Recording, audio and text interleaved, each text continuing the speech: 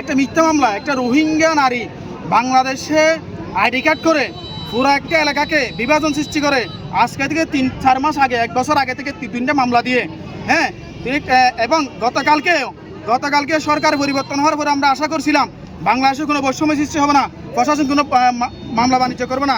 কিন্তু দুঃখের বিষয় এই পর্যন্ত এসে 24শে গণঅভ্যুত্থান পরে এসেও আমরা প্রশাসন যে মামলা বাণিজ্য করতেছি আমরা দেখে ঘুমন্ত অবস্থায় 3জন ব্যক্তি, আব্দুল মাজেদ এবং জাহাঙ্গীর এবং মোহাম্মদ তাহের, এবং মামলার মধ্যে আরও 2জন জড়িত রয়েছে, মোহাম্মদ রফিক। মিথ্যা মামলা প্রত্যাহার চেয়ে আমরা আজকে থানার মধ্যে রাজপথে এসে নামতে আমরা বাধ্য হয়েছি। আমরা প্রশাসনকে অবগত করতে চাই এবং ইনফর্ম করতে চাই আজকের এই মিথ্যা মামলা যদি প্রত্যাহার করে আমরা সুশৃঙ্খলভাবে সুন্দর আমরা বাসায় ফিরব।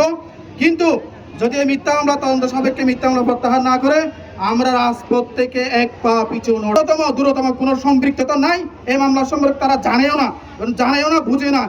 একটা যে মামলার বাদী, মিথ্যা মামলা একটা বাদী, সেটা হচ্ছে কি ফেরুজ আক্তার মনে হয় রোহিঙ্গা নারী কোন একটা জায়গা থেকে আমাদের নতুন পল্লমপাড়ায় বসবাস করছে।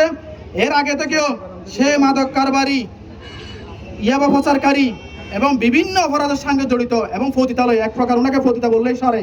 ওনাকে ব্যবহার করে ওই এলাকার পল্লনপাড়া হলো বিএমপি সমর্থিত এলাকা, ওখানে আমাদের বিএমপির বাইরেরকে ছোট ছোট ছেলেদেরকে হয়তো মিথ্যা মামলা হয়রানি করার জন্য এই পর্যন্ত 210টা মামলা করছে।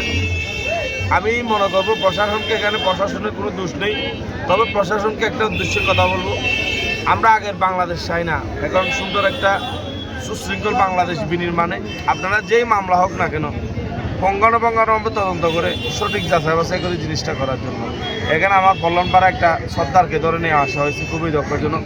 উনি একজন সবচাইতে ভালো মানুষ হয়ে এলাকা, মামলা হয়ে গেছে, ওনাকে তার কিছু করা যাবে না, ওনাকে দ্রুত জামিনের ব্যবস্থা করে দিয়ে এবং তদন্তের মধ্য দিয়ে মামলা শেষ করে দেওয়ার জন্য, নিষ্পত্তি করার জন্য ওনার বিষয়ে আমি